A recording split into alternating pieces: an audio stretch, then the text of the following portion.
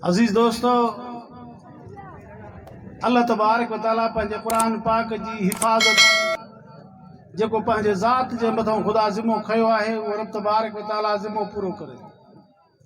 तव्हां ॾिसो, इहे नंढड़ा आहिनि, कमसन ॿार आहिनि, अल्लाह ताला इन्हनि जे सीननि खे क़ुरान जी संदूक बणाए छॾियो।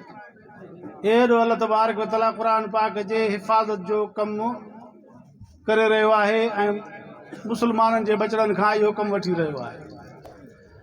क़ुरान पाक जे अखरनि जा मुहाफ़िज़ इहे हाफ़िज़ आहिनि जेके क़ुरान पाक पढ़ी हाफ़िज़ थिया, ऐं क़ुरान पाक जे अखरनि जे मखारिज जा मुहाफ़िज़ वरी क़ुरा हज़रात आहिनि।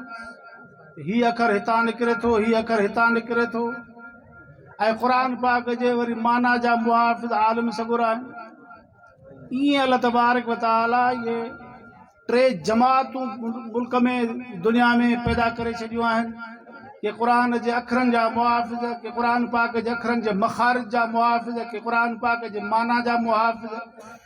अल्लाह तबारक व तआला इहो एॾो वॾो कमु पंहिंजे बाननि खां वठे थो पियो। अज़ीज़ो, उहे बाना ख़ुशि नसीब आहिनि दुनिया जे हिन तख़्ते ते जेके इन्हनि दीनी इदारनि जे मथां पंहिंजे पघर जे पोरे मंझां उन्हनि खे बि हिसो ॾियनि था ऐं उन्हनि जी संभाल लहनि था ऐं उन्हनि सां ताउन करनि था। इहे दोस्त बि अल्लाह तबारक व तआला वटां उन जे रहमत खां ख़ाली न वेंदा। अल्लाह तबारक व तआला उन्हनि जे बि रिज़्क़ रोज़ी में बरकत अता फ़रमाए। अल्लाह तबारक व तआला जो फरमान मुबारक भी यही आहे त तावनु अलल बिर्रि व तक़वा वला तावनु अलल इस्मि वल उद्वान। नेकी जे कमनि में हिक ॿिए सां ताउन कयो।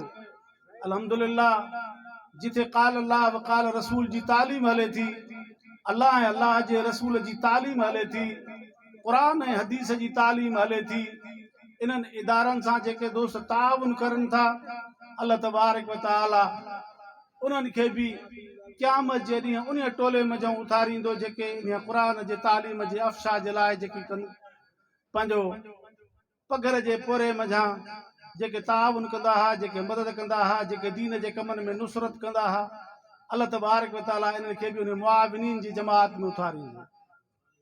क़ुरान पाक असांजे हिन बरे सग़ीर जे अंदरि इहा उलमा जी मेहनत आहे, मदारिस जी मेहनत आहे जो इहे असांजा बचड़ा क़ुरान जा हाफ़िज़ थियनि था, क़ुरान जा आलिम थियनि था।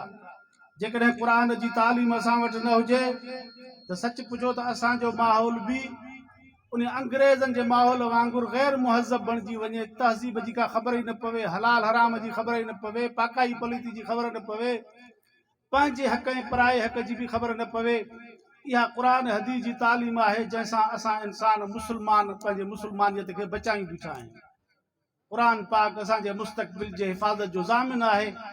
अल्हम्दुलिल्लाह, उहे इलाइक़ा अल्लाह तबारक व तआला जे रहमत खां ख़ाली न हूंदा आहिनि जन इलाइक़नि में, जन वाहणनि में, जन वस्तुनि में, जन शहरनि में, जन ॻोठनि में क़ुरान जी तालीम पढ़ी वञे थी पई।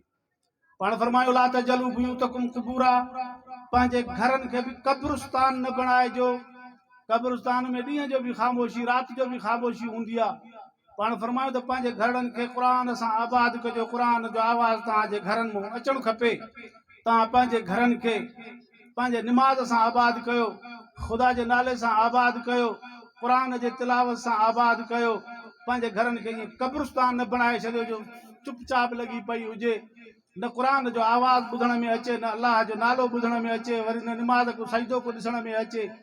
लिहाज़ा मुस्लिम मुआशरे जे लाइ ही क़ुरान पाक असांखे बहितर माहौल मुहैया करे थो पियो। इहो क़ुरान पाक असांखे अक़ीदे जो सबक़, अमल जो सबक़, अख़लाक जो सबक़, किरदार जो सबक़ ऐं मुआशरे में निज़ाम जो सबक़ इहो क़ुरान पाक असांखे अता फ़रमाए थो।